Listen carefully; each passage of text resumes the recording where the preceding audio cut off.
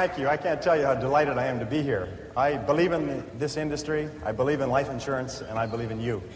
I think that life insurance people are some of the finest people in the world, and I mean that from the bottom of my heart. I'm just delighted to be here with you.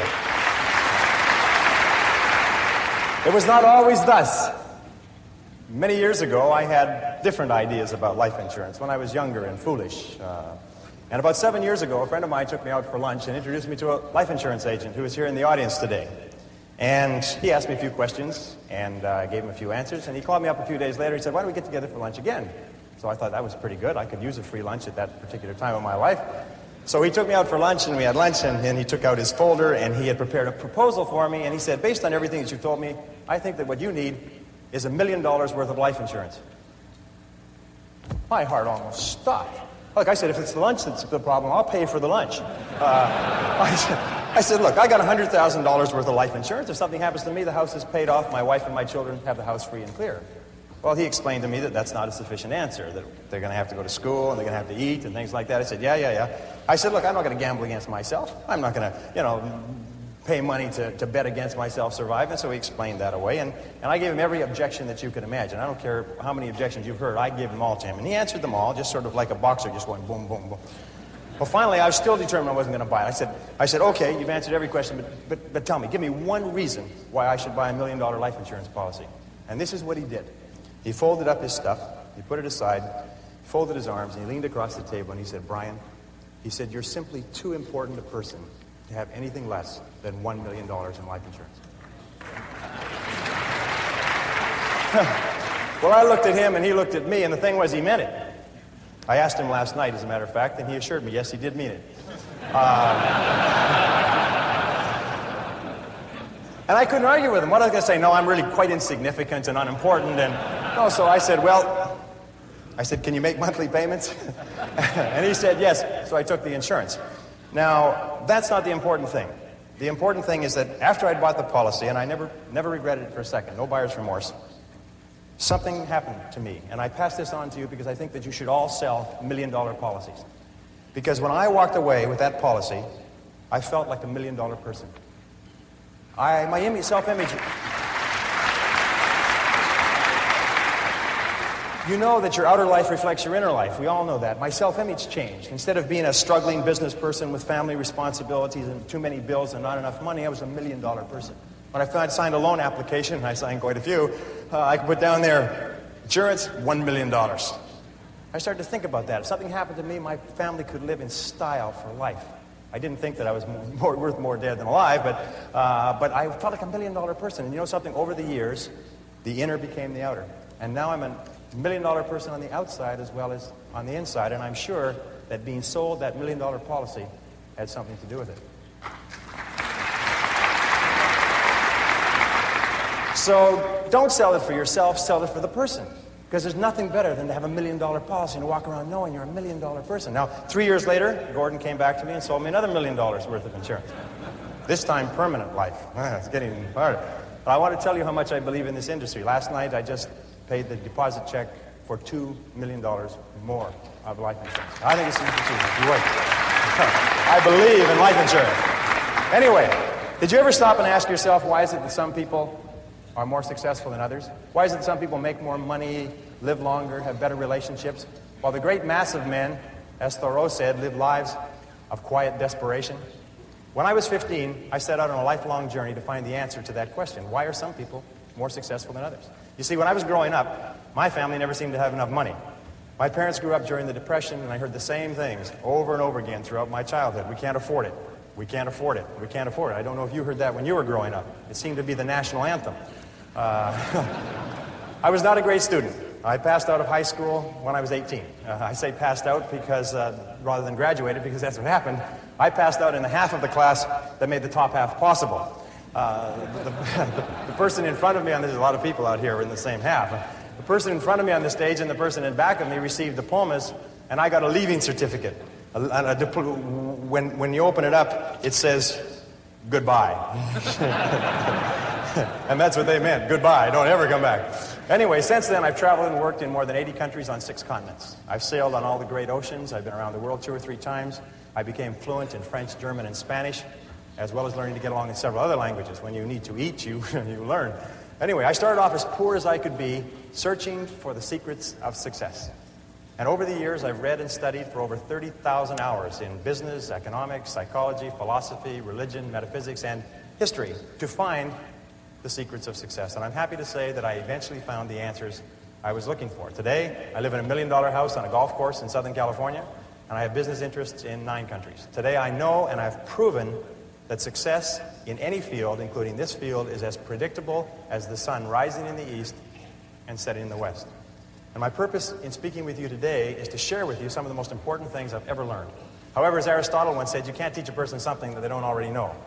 You're already high achievers and great successes in your careers. You're already the cream of your profession. So many of you already know what we're going to talk about, and the rest of you will recognize these principles as soon as you hear them. About 5 years ago, I met a wise and wealthy man who had spent his entire life studying success. And he'd reached a clear conclusion concerning the reason for success in life and especially in business.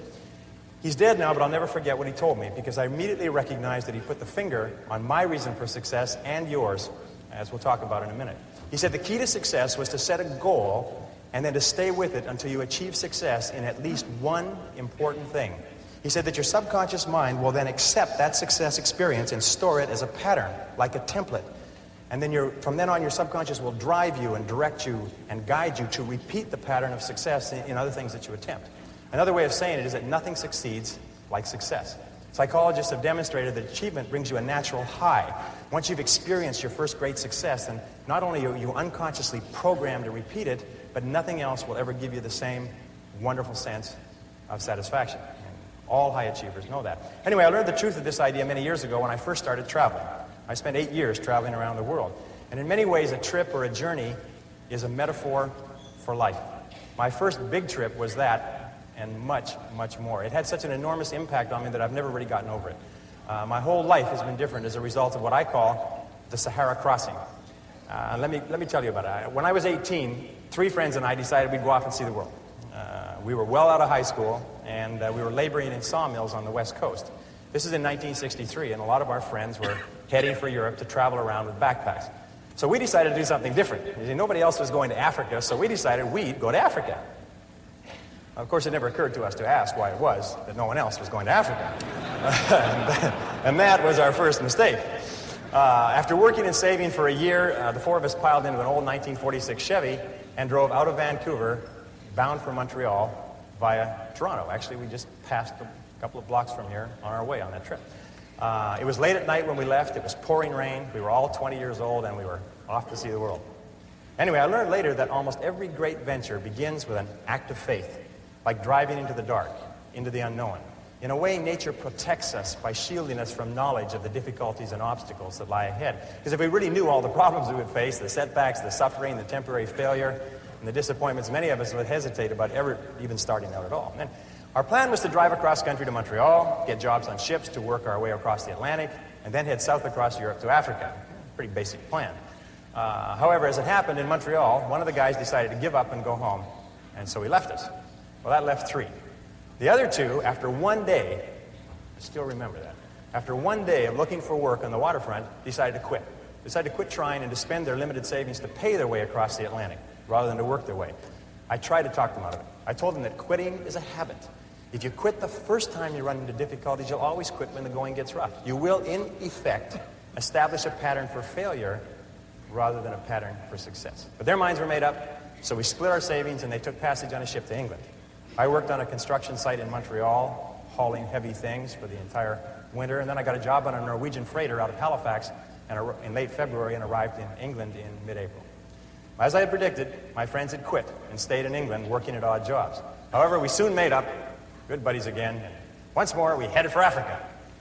At this time, all we had was an 8.5 by 11-inch page about this size that had Europe and Africa all on the same map, on the same page. And it seemed to be a very simple thing to go from London, which was up here, to Johannesburg, which was down here. And it's just one page. And I mean, we sort of drew a straight line, and we thought, well, oh yes, there was a little orange part right across sort of a band right through the middle there called the Sahara Desert.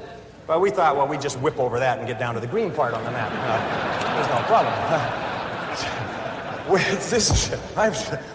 without a word of a lie, this is true. We didn't stop to think that the total distance was about 8,000 miles. See, we were big picture people. We didn't let ourselves get bogged down with details. We were young and we hadn't learned that it's the details that get you every single time. So we took a train down to London. There we bought bicycles. See, we'd never heard of anyone riding from London to Johannesburg on bicycles, so we decided that we would do it first and become famous. That was another mistake. We soon learned that when you ride bicycles across France in the springtime, you find that the hills are all uphill and the wind is always in your face. So likewise, I found that when you embark on any new venture, you often find the same thing. Everything seems to go wrong, usually at the worst possible time and in the worst possible and most expensive way, like starting a new business or a new career. Anyway, after 2 weeks of grinding along on bicycles, uphill the whole way, which seems like a geographical impossibility, but it's true, we said, the heck with this. We loaded the bikes on a train and we rode across France and Spain to Gibraltar.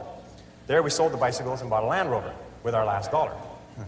We had definitely learned why no one had ever crossed Africa on bicycles. It was darn near impossible to cross France on bicycles. Europe on bicycles. Anyway, so now we had a little problem. We were out of money.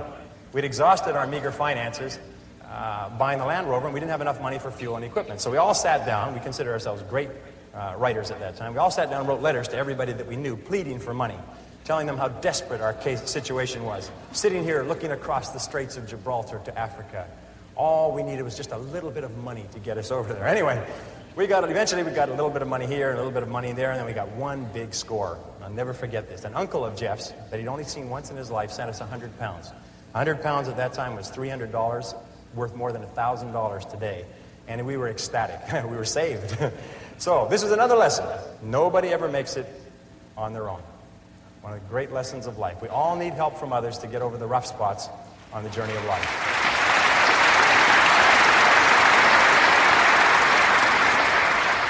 Well, with the additional money, we loaded up with food and supplies. We took the ferry over to Tangiers in Morocco, and then we headed out of Tangiers toward the Atlas Mountains and the Sahara, full of excitement, singing as we drove down the road. 20 miles out, the radiator blew up. The Land Rover had never been driven on the open road. It had spent its whole working life tooling around the narrow streets of Gibraltar, and once on the open road, it began to fall apart. The radiator was just the beginning. Over the next 10 days, the steering rods bent and threw the front wheels out of alignment, so the tires blew one by one. We had trouble with the carburetor and the ignition system. We were so poorly equipped, if you can believe it, we didn't even have a jack or a lug wrench. When we got a flat tire, and we got lots of flat tires, we had to sit by the side of the road patiently, sometimes for hours, until somebody came along with the proper tools to help us change the tire. But we pressed on anyway. As we drove deeper into Morocco and over the Atlas Mountains and onto the Sahara Escarpment, we entered into a world that had changed very little in 1,000 years. There were long, long stretches of barren country roads and an occasional oasis surrounded by primitive farms, which was irrigated from wells and underground rivers. And that began an experience that I still remember quite clearly, and I think you'll be able to relate to this. By this time, I was speaking French fairly well. We could converse with the natives in the occasional small towns that we passed through.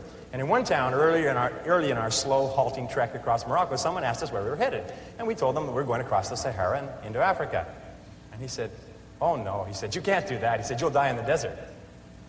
Well, I looked up my dictionary quickly because I didn't understand the expression. Vous allez mourir dans le buste. Vous allez mourir dans le buste. Okay? You will die in the desert. We then began to hear this on a regular basis everywhere we went. We'd stop in a small town, and people would bring their friends up to us and introduce us as the young men who were going off to die in the desert. Well, they seemed quite cheerful about it, but after a while, we found it kind of irritating. I mean, and by the way, these were not your average Arabs. These were Bedouin and Tuareg. These were desert people, members of tribes that lived in the Sahara for 1,000 years. I mean, they were in a position to know what they were talking about.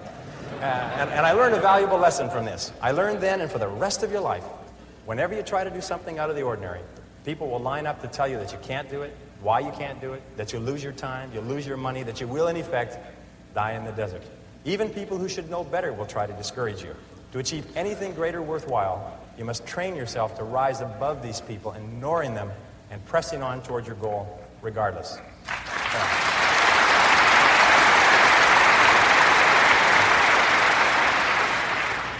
Geez, you're great guys. I love it. We crossed from Morocco into Algeria and drove south to the town of Adrar on the edge of the Sahara. By this time, our vehicle was falling apart.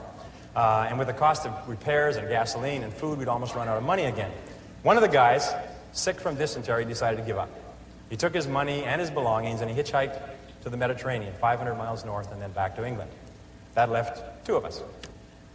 We began wondering, what are we doing here? We were two young men, 20 and 21 years of age, thousands of miles from home, sick, tired, and almost broke, with thousands of miles ahead of us. We couldn't even remember why we started out in the first place, except that we had set it as a goal. And we were too dumb to change it. Anyway, but one of the things that kept us going was a book of poetry by Robert W. Service. Robert W. Service had driven an ambulance in World War I, and he'd written poetry to cheer up the soldiers in the trenches on the Western Front. And there was one poem that we read over and over. It always gave us a boost in the determination to go forward. And it was called Carry On. And it started like this. It said, "It's easy to fight when everything's right, when you're mad with the thrill and the glory. It's easy to cheer when victory is near and wallow in fields that are gory.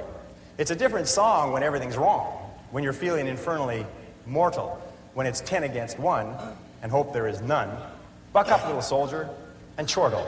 Carry on, there isn't much punch in your blow. You're glaring and staring and hitting out blinds. You're muddy and bloody, but never you mind. Carry on. You haven't the ghost of a show. It's looking like death, but while you've a breath, carry on, my son, carry on." Well, by this time we were in the Sahara, the largest desert on Earth. It stretches across the Tropic of Capricorn from the Atlantic Ocean to the Red Sea, more than 5,000 miles. And the part that we faced, dead ahead, was the Tenerife, the emptiest single stretch of the Sahara. 500 miles of nothing, not a fly, not a blade of grass, as flat as a tabletop. 500 miles. The enormity of what we had embarked on finally began to sink in. We learned that more than 1,300 people had perished in the Tenerife in the last 20 years. 42 vehicles had broken down in the desert, and many of their drivers were never seen again alive. By this time, Jeff and I were once more out of money. All our tires were scraped bald and they needed to be replaced. We needed additional tanks so we could carry enough gas and water for the crossing. We needed tools to do repairs. We needed a jack and lug wrench so that we could change tires. Obvious. For 3 weeks we stayed in a drawer. Jeff hitchhiked north to Algiers to wire for more money, more creative writing, while I sold all our supplies except for a bare minimum. With that money and by stripping abandoned vehicles, I got the Land Rover repaired and properly outfitted with reasonably good tires, a reserve gas tank, proper tools, and supplies for the crossing. It's amazing how enterprising you become when your survival is at stake. By the way, this story took place 24 years ago today. Imagine. The Sahara Desert in June is hot. How hot is it? It's very hot. It's damn hot. At midday, it reaches 140 degrees Fahrenheit. An exposed man can die of dehydration in less than 20 minutes. When the French ran Algeria, they required travelers to carry 5 gallons of water per person per day for the crossing. That's how much you drank. Because of the heat, you can only travel before 10 a.m. and after 4 p.m. The midday sun is so hot that if you drive, your engine oil boils. It becomes as thin as water, and your vehicle seizes up and it'll never run again. 6 weeks after crossing from Gibraltar, we were ready. Jeff came back with some money from his parents, and the vehicle was in perfect condition for the crossing. We realized that if anything did go wrong and we couldn't fix it, we would most certainly die in the desert. 3 days before the big push, the actual crossing, we met 5 Germans in a Volkswagen bus who were waiting for a truck convoy that would cross in a few days. They were going to play it safe and cross with the convoy, safety in numbers. We told them we were going, convoy or no convoy, and they decided to cross with us. The Algerian government stamps your passport out of Algeria 500 miles north of the border. From there on your own, and they couldn't care less what happens to you. As far as they're concerned, you don't exist anymore.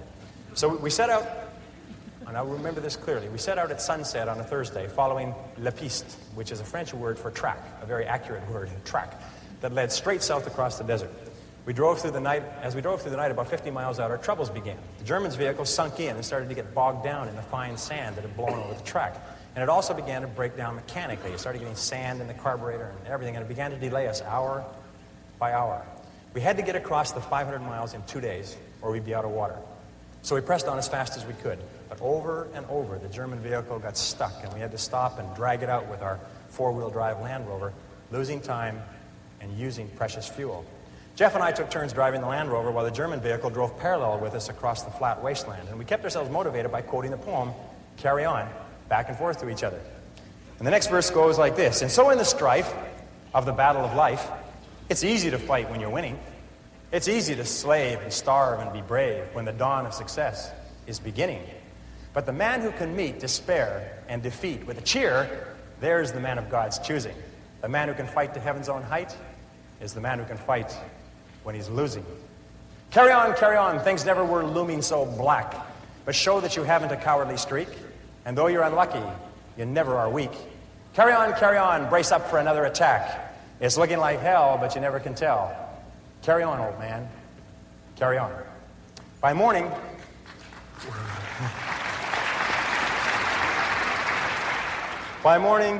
we had only made 150 miles, and we were all exhausted and a bit tense.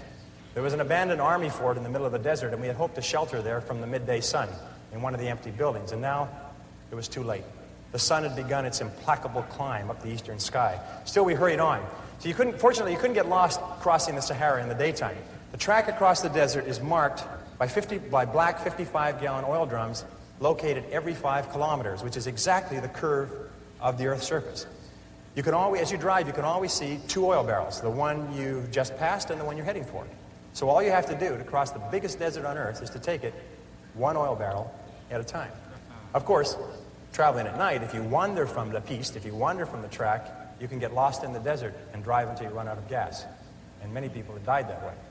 As we would approach each oil barrel, it was really neat. As we approach each oil barrel, we come to this oil barrel, we just come parallel with it. The next oil barrel would just pop up on the horizon. And as we would pass this oil barrel, the one behind us would fall off the horizon, as though it had been shot in a shooting gallery. Really neat. So in the years since then, I found that you can achieve almost any goal you set for yourself if you simply take it 1 oil barrel, 1 step at a time.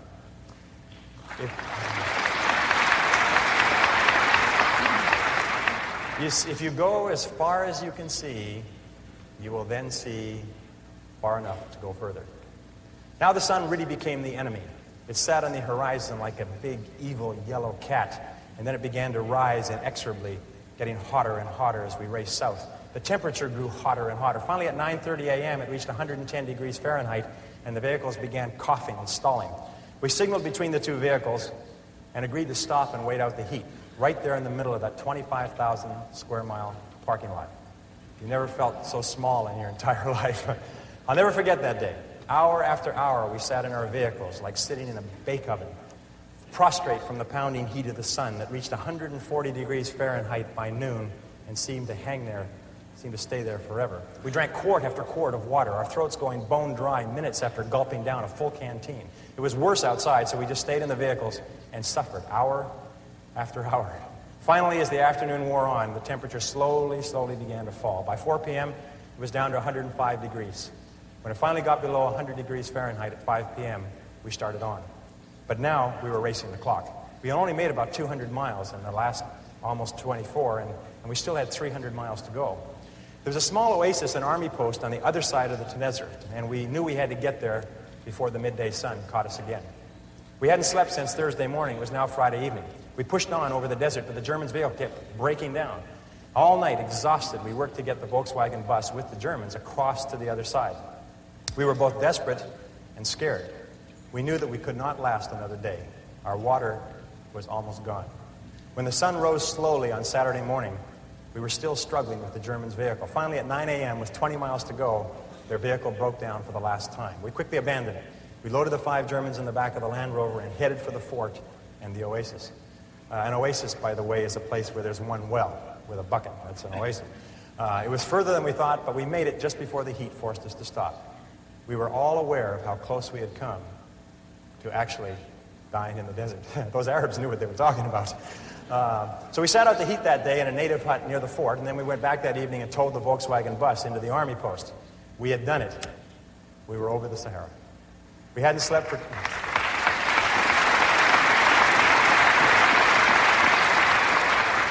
We hadn't slept for 2.5 days, but we had made it.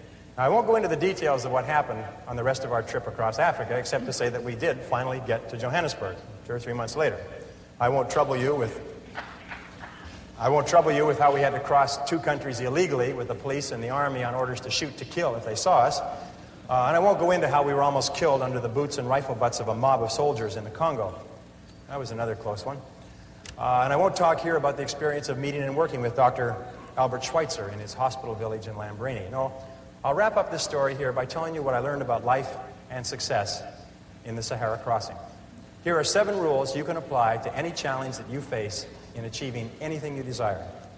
Rule number 1, the most important key to achieving great success is to decide upon your goal and then launch. Get started, take action, do something, move. A 12-year study at Babson College concluded that the act of taking the first step is what separates the losers from the winners, or the winners from the losers. We set out at the age of 20 with $300 each to cross 3 continents and travel 17,000 miles from Vancouver on the west coast to Johannesburg in southern Africa. And we made it in just under 12 months. But the most important step was the first one. All the rest followed from that. Number 2, once you've launched towards your goal, never consider the possibility of failure. The Germans have a saying, it's immer vorne, nie zurück. Immer vorne, nie zurück. And it means always forward, never backward. Always forward, never backward. Never consider the possibility of failure. Every person here is here because they refused to quit when the going got rough.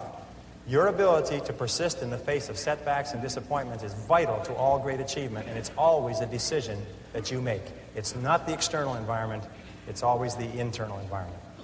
Number 3, the biggest goal in the world can be accomplished if you just take it 1 oil barrel at a time.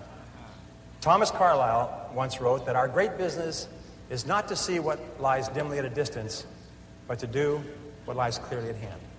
The only time you will ever have is now. If you live every day, every hour, the best you can, the rest will take care of itself. As the Bible says, sufficient unto the day are the cares thereof. Number 4, watch out for the naysayers. The negative people around you are always telling you that you'll die in the desert.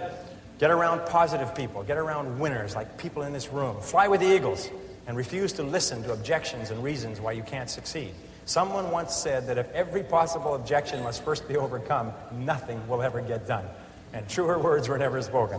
Number 5, welcome obstacles and difficulties as valuable and inevitable steps on the ladder of success. Remember, the difficulties come not to obstruct, but to instruct. Difficulties come not to obstruct, but to instruct. Our trip to Africa was one problem after another. We ran out of money over and over. We strained every muscle of our bodies trying to ride bicycles across France and Spain. Our Land Rover broke down again and again. We suffered from dysentery and heat stroke and exhaustion. But when it was time, we were ready for the Sahara crossing. In retrospect, we saw clearly that without the lessons that we had learned from our mistakes, we would have surely died in the desert. And when you look back on any achievement, you will find that it was preceded by many difficulties and many lessons. They are the price that you pay for your success, and no success is possible without them. Number 6, be clear about your goal, but be flexible about the process of achieving it. Be willing to change, to try something new. Keep your mind open and fluid and flexible. Be willing to accept feedback from your environment and correct your course. This is a key quality of peak performers. They're not rigid, they're flexible. Remember, it's not what you have, but what you do with what you have that separates winners from losers. It's not what happens to you, but how you respond to what happens to you that counts. In the final analysis, your response to the adversity of life is the real measure of who you are and what you're made of. The Greek philosopher Epictetus once said that circumstances do not make the man or woman, they merely reveal him to himself. When you find out who you really are when you face adversity. And remember, number 7, the last rule is nobody does it alone. At every step on our journey across Africa, people helped us with advice and with food and with assistance and with money, but especially with warmth and with kindness and with generosity. When life is over, it will be the people that we lived and laughed and loved with that we remember more than anything else. So don't be afraid to ask for help from others. It's a mark of strength and courage and character. And don't be reluctant to give of yourself to others generously. It's the mark of caring and compassion and personal greatness. The reason the Sahara story was so relevant for me was that because after the Sahara, I never felt that there was anything I couldn't do. I felt programmed for success for life, although it took me many years to understand it. And the reason why this story may be of interest to you is because I believe that everyone has a Sahara to cross, perhaps more than one. Many of you are crossing your own Saharas right now. Everyone eventually goes through periods of great difficulty, their own private hells, their dark nights of the soul. But it is by facing whatever life gives us with courage and determination that we grow more surely toward the stars. Let me leave you with the last verse of Carry On. There are some who drift out in the deserts of doubt, and some who in negativity wallow. There are others I know who in piety go because of a heaven to follow. But to labor with zest and to give of your best for the sweetness and joy of the giving, to help folks along with a hand and a song, why, there's the real sunshine of living. Carry on, fight the good fight and true. There's big work to do. Believe in your mission, greet life with a cheer. There's big work to do, and that's why you're here. Carry on, let the world be the better for you. So at last when you die, let this be your cry. Carry on, my soul, carry on. Ladies and gentlemen,